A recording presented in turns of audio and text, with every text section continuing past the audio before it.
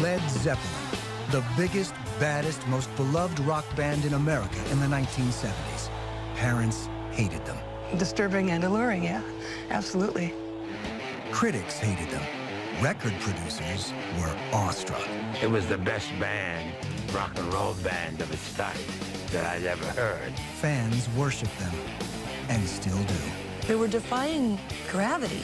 Led Zeppelin guarded the secrets to their success, but their legend had a life of its own.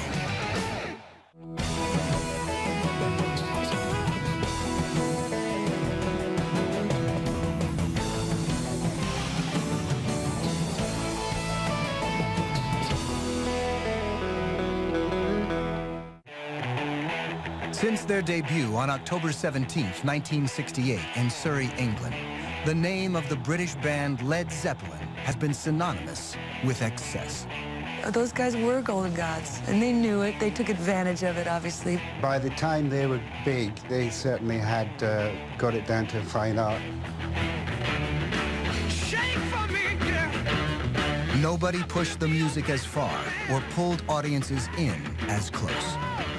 When they really got moving in some of those grooves that they would lay down, they could just reach out and unify all those thousands of people and lift them up, just like a pagan dance.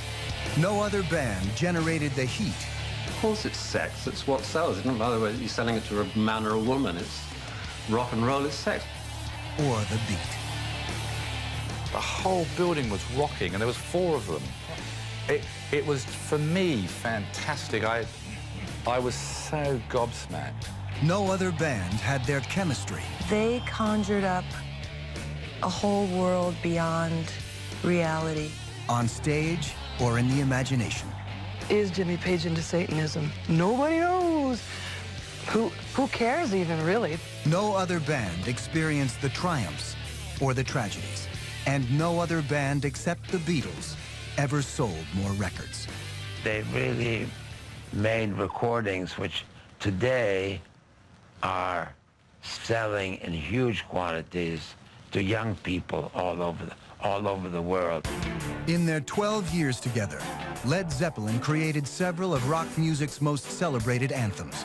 Dazed and Confused, Whole Lotta Love, Kashmir, and Stairway to Heaven were a major part of the soundtrack of the 1970s. Of all the rock and roll bands, including the early great ones, Rolling Stones, Beatles, I think that Led Zeppelin has the strongest influence on young bands today of any group in the history of rock and roll. Powered by their musical talent, their passion, and the heavy-hitting business tactics of manager Peter Grant, Led Zeppelin turned the music business into the Led Zeppelin industry. One of the brilliant strategies about the whole Led Zeppelin era was that they maintained the myth by not doing the ordinary, by not doing TV interviews and press, but leaving their fans wanting more, along with changing of the whole industry from it being the promoter making money and paying the band, saying, no, we're the band, we are the success, we'll take the money and pay you a percentage. There are a lot of things they've never done. They never put out a single, ever.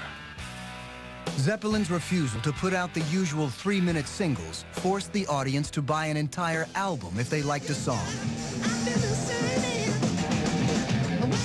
And to pay a different kind of attention to the music Zeppelin was making.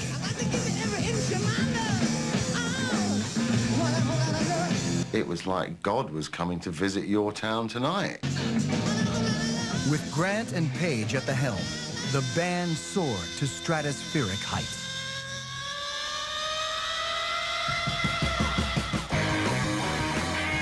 And that was all part of the strategy, you know, to create the buzz. The occupants of these limousines don't rule countries, don't make oil deals. They don't even make million-dollar movies. They are the Led Zeppelin, a rock group on tour. And the Zeppelin is very big. Led Zeppelin broke every existing record for attendance, record sales, hero worship, and rock and roll decadence.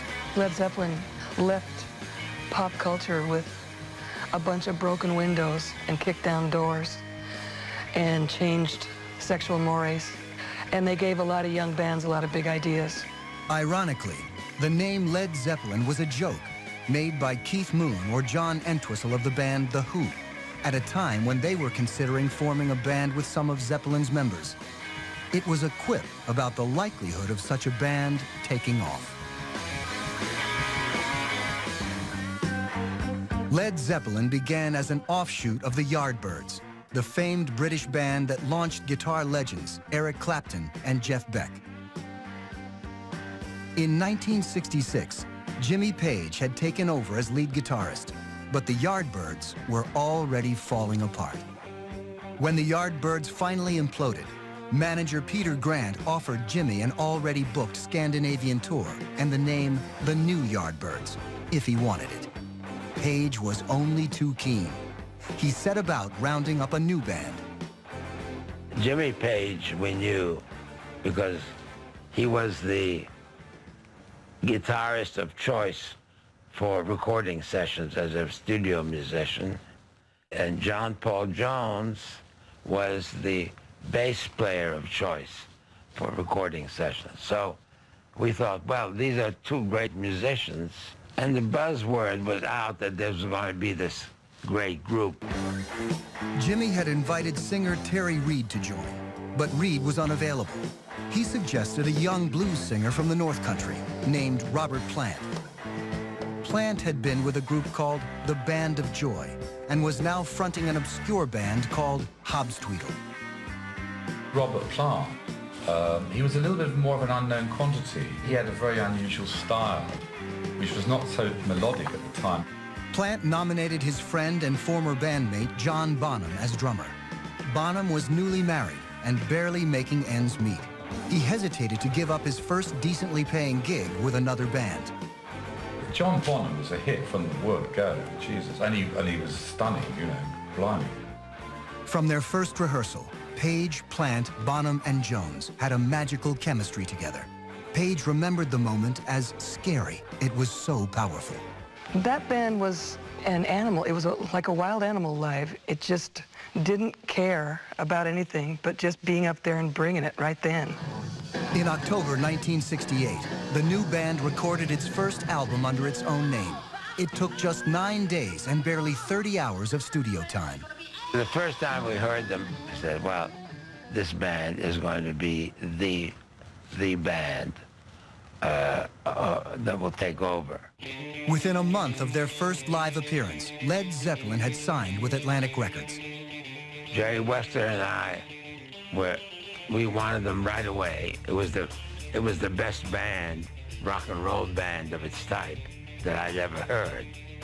By December 1968, the band was on their way to America for a debut that would literally rock their audiences and land like a Led Zeppelin with critics. Before they had ever played together, Jimmy Page and Robert Plant spent several days at Jimmy's houseboat alongside the River Thames, talking about music. They musically fell in love with each other, and you can hear it in the music, can't you? Both musicians shared a passion for American blues and classic rock and rollers like Elvis and Jerry Lee Lewis. But they were amazed to find that they also shared a love of folk-based acoustic artists like Joni Mitchell, Joan Baez, and Bert Jansch. Robert and Jimmy had the English folk background also coming in. There was a softer side. While Plant and Page borrowed from their musical heroes and at times performed other artists' songs, Led Zeppelin's music was purely their own creation. They really were not copying them. I think of them as having swallowed the pill. Once they swallowed the pill, they could just sit down and play naturally and improvise as though it were their own music. One of the band's trademarks was a skill for improvisation that could take the song and the band into uncharted territory. They would take all these inroads and outroads through sections of a song and sort of come out together at the same time. It's impossible for an observer to actually understand how they achieved it. Led Zeppelin's audiences were entranced with their versatility. They would just weave this intensely slow motion effect, and then they'd rock out and everybody like, ah! And then they'd sit down and play acoustic with mandolins and stuff like that. They were defying gravity, really. It's magic. Yeah. But for all of their diversity, nothing left a deeper imprint than the road-weary, big-hearted American blues. They had this label that said heavy rock, you know, or heavy metal as it was then. And, you know, I thought, well, I'll go and have a taste of this and see what it's like. And immediately realized that it's completely based in the blues. The exotic sounds and rhythms that flavored Zeppelin's music took audiences beyond the scope of their own lives, often beyond their own consciousness. I think anyone who ever went to a Led Zeppelin concert is aware that it was a group trance that occurred there. For some, the first taste of Zeppelin was actually overwhelming. They started doing the Lemon Song, and all around us, we saw girls and women just going into this frenzy, and our eyes got kind of big, and we were like, what's that lemon thing all about? You know, it kind of freaked us out, and we ended up leaving. Zeppelin's music wasn't the only thing affecting their audience's consciousness, especially in the United States. And it was the whole thing coming out of the 60s into the early 70s, you know, it was free love, man. Let's get high. Go and see Led Zeppelin. Great. The early days were mind-blowing for the band as well. Plant and Bonham were barely 20 and fresh from small towns in the Midlands. Suddenly, there were no limits. The Continental Hyatt House Hotel in Los Angeles, where Zeppelin set up U.S. headquarters, became known as the Riot House. The band invited their hosts to enjoy themselves as well. There'd been some slight damage to one of the rooms, you know, accidental damage. And Peter Grant said to the manager of the hotel, "Oh, I bet you hate it when we come here." And he said, "Well, no, actually, Mr. Grant, we have much more trouble when the Mormon convention comes to town."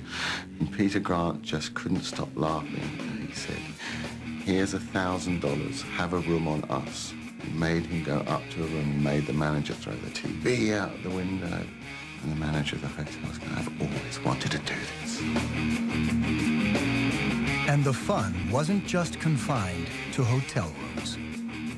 There was a friend of the band called B.P. Fallon. We rounded up a couple of sheep, and while he was asleep in bed, we ushered them into his room and lit a flare and threw it in there, and he woke up with his sheep freaking out around his bed. You know, schoolboy stuff. Fantastic fun. With spin being a Led Zeppelin specialty, fans will never know how much was true. But of course, the bigger the rumors, the greater the publicity. Whatever took place on the road, all of the band members maintained that they were devoted family men, and all did have children at home. Of course, these wives and children almost never joined the tour. Going home is like going to Sanctuary, and going on the road is like going to Sanctuary. Sanctuary was essential. In 1971, a music festival in Milan became a riot when 12,000 fans locked horns with police. The band was driven off stage by flying bottles and tear gas. Eventually, Zeppelin's extreme lifestyle took an extreme toll. But from their dancing days in the early 70s till their crash landing in 1980, Zeppelin was unstoppable, especially in America. The whole American culture with Woodstock and everything was that it was okay to go and let your hair down at a concert, you know. And that certainly happened at all Led Zeppelin's concerts. Hair was let way down. Critics, however, were unimpressed. When Led Zeppelin was actually performing and making records and so forth, the serious critics did not really like them. After Led Zeppelin's first hour-long show in Denver, Colorado on December 26, 1968, Robert Plant's singing was described as having no special appeal. Bonham's drumming was uninventive and unclimactic. 3 days later, in Boston, the crowd demanded 7 encores. Still, the negative reviews continued. In 1969, Rolling Stone magazine judged Zeppelin's efforts self-indulgent and restricted. Not only did fans send protest letters, they bought concert tickets and records. In 1975, Led Zeppelin was the first band in history to have 6 albums on the record charts at once. It took this for the press in England to grudgingly acknowledge their achievement. It's only afterward that people began to realize how important they were in the history of rock and roll. Throughout their career, Led Zeppelin and their music floated miles above their critical reputation, never stopping to look back for guidance or judgment. It was their music. They played it the way they chose to be. And if the audience reacted favorably, what more can you ask for? Today, Zeppelin's legendary faith in themselves and their music seems more than justified. When their 5.5-hour-long career retrospective was released, Led Zeppelin hit #1 again, though they hadn't played together as a band in 23 years. James Patrick Page was born on January 9, 1944. He grew up in an uninspired suburb near London's Heathrow Airport. Jimmy was an artistic only child with a delicate constitution. He spent a good deal of time alone because no other children lived on his road. For all his physical frailty, Jimmy Page grew up to compose several of rock music's hardest-hitting and most enduring anthems. He's very effete in many ways, Jimmy.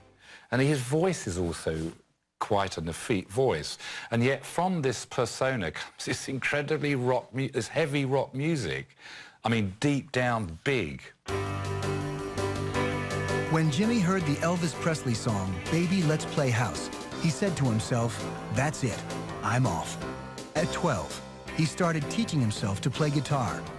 He began by copying American rock and roll records, then branched out to blues guitarists like Elmore James and B.B. King. What really clinched Page's devotion to rock and roll was how forbidden it was. He claims that his teachers took away his guitar until 4 o'clock to keep him focused on his studies. In 1959, Page joined his first band. After a few debilitating months on the road, he got very ill and decided to pursue a career in fine art instead. But even as an art student, he continued playing guitar. While at art school, a classmate introduced Page to her brother, a young guitarist named Jeff Beck. Few people at the time had electric guitars. Even fewer were as obsessed as these two. Page and Beck inspired and infuriated each other for years to come. A great fan of their playing, Jimmy's mother brought them tea while they jammed in her front room on weekends. Jimmy's mother was a big figure in his life. I mean, he didn't get on too well with his father, I remember, but he adored his mother, and they were very close. In 1963, 19-year-old Jimmy was playing during intermission at a popular London blues club. Someone asked if he'd like to play on a record, and a historic career was launched. Page quickly became the most wanted session guitarist on the lively English recording scene. All day long, he switched effortlessly between pop, folk, film scores, and country music. He recorded with hundreds of artists, from Donovan to the Kinks, and from the Rolling Stones to Burt Bacharach. Page even played on The Who's debut single, I Can't Explain. He was a true professional, and talented, of course, so he was like clockwork, Jimmy. Though Jimmy excelled at studio work, for a musician of his skill and creativity, it soon got old. Jimmy had been stuck in poky little studios. He now wanted a bit of live music, getting out there on the road with a band. In 1966, Jimmy joined his friend Jeff Beck at a Yardbirds concert. When one of the Yardbirds quit after the show, Page jumped in. He was so eager to join the band that he agreed to play bass though he had never picked one up before. He was that desperate to get into the band, you know. He wanted to play bass. He was happy to play bass. He'd have played drums, probably, I think, if he got him on the road. Led Zeppelin was Jimmy's chance to put into play all the creative energy he had been storing up. Robert Plant was the ideal counterpart. Robert really was continuously the extrovert, and Jimmy was often the introvert. So as a team, it was fascinating and was pleasing to the eye and the ear, you know. Supported by the bionic John Bonham on drums, Page was free to go wherever the music took him. They had a real playful touch with each other as players, and they were always, I think, kind of in some kind of race to do the unexpected, you know. Fans were transported by Jimmy's total abandonment and by the show he put on as he played. I always find myself channeling Jimmy Page on stage because his sort of the soulful nature of his really intense energy on stage as a player. To this day, the name Jimmy Page is sacred to young guitar players who have only seen his performances on video and DVDs. You go into any music store and kids today are still trying to play Stairway to Heaven to try out the new guitar, you know. Well, that's got to say a lot, isn't it, you know? This is the riff that I want to be able to play, and I'm only 12. Page's years in the studios gave him a major advantage as a producer and performer. Dramatic effects like bowing his guitar or playing a theremin on stage earned Page a reputation as a wizard. Offstage activities earned him a reputation as well. Page was reputed to be involved with the study of the occult and a devotee of the English black magic enthusiast, hedonist, and heroin addict Aleister Crowley. He purchased a home Crowley had lived in and collected memorabilia connected with him. Jimmy's fascination with Crowley led him to inscribe Crowley's motto, "Do what thou wilt," on the masters of Led Zeppelin III. Ultimately, superstitious fans would try to ascribe many of the tragedies that beset Led Zeppelin in later years to Jimmy's trafficking with the devil. But other factors in Jimmy Page's and the band members' lives would prove to be a more immediate threat.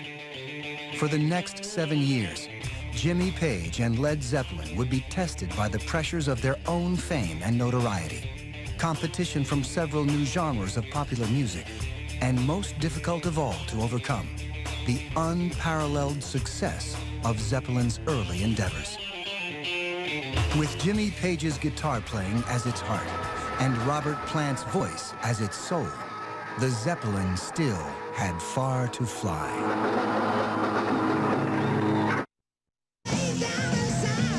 Robert Plant's unmistakable voice graced every one of 10 Led Zeppelin albums for 12 years. No backup singers, only one special guest star on one song. There's no other singer who sounds anything like Robert Plant. Robert Plant has a totally different approach and a different understanding. Plant's otherworldly wail combines all the passion, power, and yearning of the blues players he idolized as a boy with the swagger of Elvis, the earnest emotion of his folk heroes, and the traditional Eastern music he absorbed in extensive travels. He knows just about every song by every obscure artist ever made. His lyrics range from mock historic Celtic epics to ethereal folk poetry, tributes to Tolkien, and straight-up howls of desire. They are a metal band, but they're so much more because they had this young man, Robert Plant, who was also a poet, had poetry in his soul, dug other people's poetry, and said, my band's going to be multidimensional too. Robert Anthony Plant was born on August 20th, 1948. He grew up in a rural village near Birmingham and close to the border of Wales. At 13, he says, he discovered girls and grew his hair, and his life as a rock idol began to take shape. He was the first one to have the glorious mane of, you know, medieval blonde hair that every woman wanted. Robert was destined, according to his parents' plans, for a successful career as an accountant. But before his training began, Robert discovered the blues. As teenagers, Kevin Gammon and Robert played together with John Bonham in the Band of Joy. Robert planned to earn a degree from Kidderminster College until he performed the Lemon Song on campus. We were doing local gigs in this area, one which was the famous Kidderminster College gig where the principal pulled the plug out when we performed the Lemon Song, which was raw, wild, crazy, and we were thrown out of the college. At 16, Robert left home to pursue his passion. He planned to give himself till 20 to succeed. After a few years with the Band of Joy that included being fired by their manager for not having much of a voice, Robert moved on. When Jimmy Page came to hear him, Robert was singing with a band called Hobstweedle. Barely earning a living, Plant moved in with his girlfriend's large Anglo-Indian family. He married Maureen in 1968, and they had 2 children, a daughter, Carmen Jane, and a son, Carrick, named for a Celtic general. Despite his cozy home life, Robert cultivated a larger-than-life rock god image. His form-fitting jeans and flirty shirts were about as overt as male sexuality ever dared to go in the 1970s.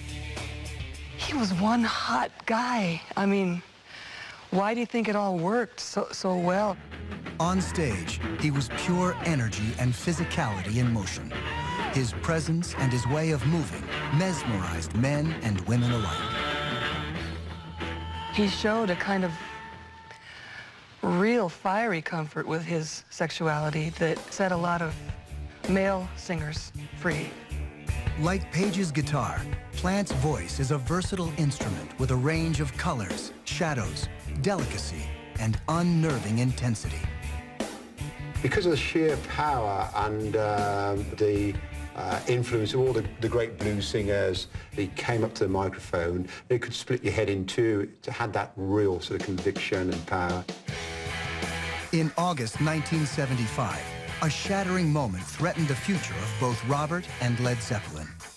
He and his family were vacationing in Greece when Maureen Plant lost control of their car. Maureen fractured her skull, and Plant sustained numerous injuries, most significantly, a badly smashed ankle that kept him off stage for nearly 2 years. Robert recovered physically, but gained a life-altering awareness of the fragility of human life. Yet even as he eased warily back into performing, tragedy waited around the corner. In 1977, on the band's first tour to America since his accident, Robert received a phone call from Maureen. 5-year-old Carrick had succumbed to a violent respiratory infection. Dear Robert experienced the thing that we all fear the most, you know. His son died while we were away. Robert was immobilized. His old mate John Bonham showed up to hold Plant and grieve with him. Robert questioned his entire existence and purpose in life. Whether Led Zeppelin continued or not seemed of little consequence. I think that his passion for music took a huge dent, and eventually he's rekindled it, you know. But I think that it probably changed his priorities in life quite a lot. In early 1979, Plant agreed to return to the stage. Led Zeppelin delivered a historic series of concerts in England that changed their status in the British press once and for all. Robert and Maureen, meanwhile, had gratefully welcomed the birth of a second son, Logan. Though Robert would never recover from the loss of Carrick, a tolerable existence had begun to seem possible. Peter Grant planned a massive tour of the U.S. for the fall of 1980, but the Zeppelin was about to lose altitude unexpectedly. John Baldwin was born on January 3rd, 1946, in Sidcup, England. His father, Joe, was a successful pianist and arranger. His mother also worked in the music business, so the family often toured and performed together. John received an extensive musical education at a prestigious boarding school. By age 14, he was choir master and organist at his local church. His family encouraged him to pursue music. John's father urged him to take up the saxophone, but John convinced him that he could earn a living playing the bass. He's such a musical talent, such a multi-instrumental talent. It's enabled that band to do what they did live. Baldwin changed his name to John Paul Jones at the suggestion of his friend, the manager of the Rolling Stones, who had seen the more intriguing name on a French movie poster. Within the band, he was known as Jonesy. By 16, Jones was playing bass for a popular band. He soon moved on to a prolific career as a session musician in the same league with Jimmy Page. He played on or arranged innumerable recordings for artists like Donovan, Shirley Bassey, the Rolling Stones, Rod Stewart, and Cat Stevens. In fact, he and Page met at a session for Donovan's Hurdy-Gurdy Man. But for Jones, as well as Page, life in the studio, while profitable, was a dead end. When Jones' wife, Mo, suggested that he call and find out what Jimmy Page was up to, she was hoping to help him find a way out of a tedious routine. Jones admired Jimmy. He dutifully made the phone call. Life was never dull again. Many of Zeppelin's best-known compositions originated with Jones. On others, he could be relied on to bring in the funk or weave a gossamer thread.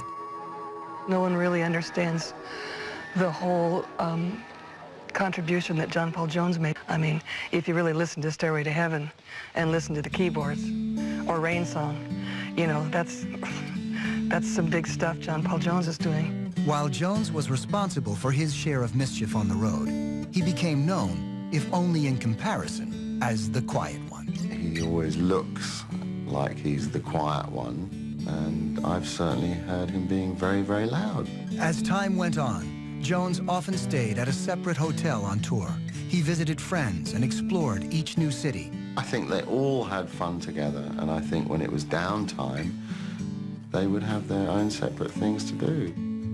Always a pro, he never failed to show up on time and ready to play. Between commitments, Jones maintained a quiet country life in Devon with his wife and 3 daughters. Like Plant, he recharged and enjoyed his family. One of Jones' proudest claims was that the rhythm section he created with drummer John Bonham made the girls in the Zeppelin's audience get up and dance. How could they resist? John Bonham. John Bonham. Speaking of the hammer of the gods, we come to John Bonham. John Henry Bonham was born to play the drums. John Bonham, Bonzo, was one of the most aggressive, hard-hitting, lead-footed drummers that ever existed. Born on May 31st, 1948, in Redditch, Worcestershire, he was the son of a carpenter. At 5, his father presented him with his first set of drums, his mother's pots and pans, and a tin of bath salts strung together. By age 10, he received an actual snare drum. At age 17, while working construction with his father and playing drums on the side, he married his high school sweetheart. Money was scarce. He promised Pat that he would give up drumming and do something profitable, until he met Robert Plant. Bonham played in both of Plant's bands, but had recently snagged a decently paying gig when Jimmy Page tried to recruit him for his new band. Even though his friend Robert had already signed on, Bonzo hesitated. But Robert and Jimmy didn't let up. Bonzo became the engine that drove Jimmy Page and Led Zeppelin higher, tighter, and harder than any other rock band. During the live performance, Jimmy would spend most of the time right in front of the kick drum, in his back like this. And that was the groove. He could play with his hands. He could play with 4 drumsticks in each hand. He could play all night. What Bonzo couldn't do was downshift. A loving, gentle family man at home, Bonham became a wild man on the road.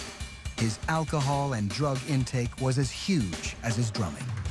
After a show in Belfast, Ireland, a drunken bonzo and a friend threatened the staff in a restaurant with a knife for being closed when they were hungry. The band's road manager, Richard Cole, arrived in time to knock him out. This was not unusual behavior for Bonzo or for Richard Cole. On Bonzo's 25th birthday, held in a Los Angeles hotel, George Harrison dumped the top tier of Bonham's birthday cake on his head. Bonzo picked up Harrison and Pattie Boyd and deposited them in the pool. Harrison said it was the best party he'd been to in ages. Just fun, you know. Boys being boys. But the partying couldn't last forever. On September 25th, 1980, the band met at Jimmy Page's mansion to rehearse for their first American tour after Carrick's death. Bonzo loosened up with a few drinks and played splendidly. After passing out on a sofa, he was helped to a bedroom, where during the night he regurgitated in his sleep and asphyxiated. He was discovered next morning by Benji LeFevre.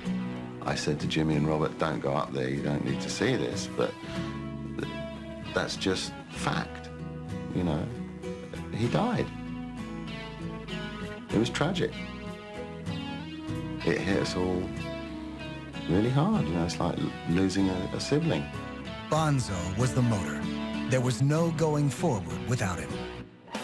On December 4th, 1980, Led Zeppelin decided unanimously to disband.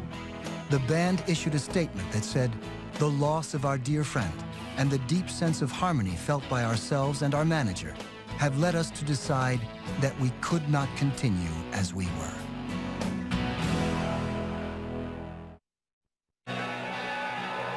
In many ways, Jimmy Page did prove to be a wizard. His talent, formidable will, and business sense not only created the most successful hard rock band of the time, it transformed a generation and an industry. You don't, create a band and take it to the top of the pinnacle and produce all those great albums without a certain cohesiveness of willpower. Let's put it that way. Page's wizardry transformed the way music was performed and recorded. Jimmy Page is an amazing producer. He makes things sound really present. It's right in your face, it's right in your ears, in your head. Led Zeppelin defined the era of the long-playing album. While their music was never aimed at the pop charts, Zeppelin ruled the FM airwaves and concert arenas. They are, by most measures, the most commercially successful rock band ever. Jimmy Page embraced every aspect of the business as an opportunity for what we now call branding. When the press focused too heavily on gossip, he turned their attention back to the music and the myth with a typical flourish. For Zeppelin's fourth album, Page had each band member choose a symbol to represent himself on the cover, but pointedly omitted any other information. Jimmy, of course, refused to reveal the meaning of his own symbol. Fans were literally enchanted. Perpetuating the myth. There comes that phrase again. It's a brilliant strategy, and it works to this day, you know. From their first note, Zeppelin was a stunning example of musical alchemy. Each member was an irreplaceable ingredient in their musical chemistry. Minus one of its four essential elements, there would be no more miracles. The most important thing was the music, and the music could not continue without John, apparently. After Bonham's death, each member of the band mourned in his own way. Jimmy Page put down his guitar for 2 years and gave full rein to his reclusive side. He mixed the band's farewell album and wrote the soundtrack to a film. Page didn't perform again until 1983, when he joined several of rock's superstars at a benefit concert.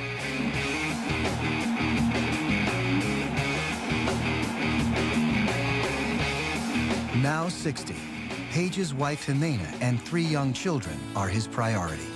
He devotes time and energy to a charity run by Jimena that cares for homeless children in Brazil.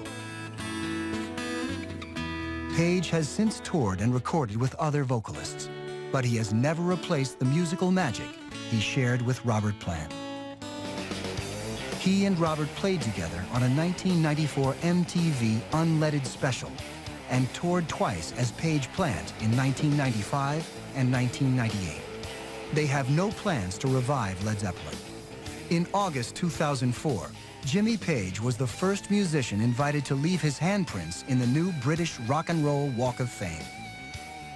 Robert Plant and Kevin Gammond founded a music education program and a record label at the same Kidderminster College that booted him for his famous rendition of the Lemon Song. And yes, Robert occasionally drops by to lend an ear or an opinion.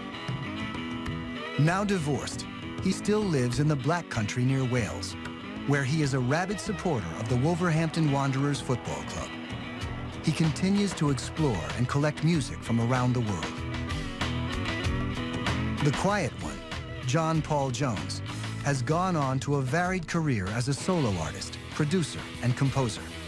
Jones has toured and recorded with opera singer Diamonda Gallas and worked with REM, Brian Eno, Paul McCartney, and to their great delight, with Heart. He has not worked again with Page or Plant. Peter Grant's larger-than-life journey ended in 1995 when he died of a heart attack. After Zeppelin, he never managed another band. But during his glory days, Grant left an indelible mark on rock and roll history. As John Paul Jones put it, there were absolutely no limits for Zeppelin. The only rule was that the music always came first. Led Zeppelin would do anything to ensure that.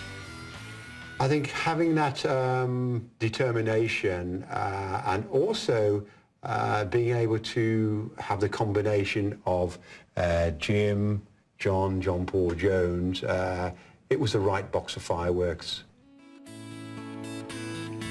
From early on, when the band tired of life in the fast lane, they would retreat to a rustic cottage in Wales where Robert Plant had vacationed as a boy. Walking in the countryside, sitting around a fire at night, inspired softer, more intimate songs that offered a glimpse at another side of the band's artistic soul. As it turns out, their spirit, like their music, was without limits.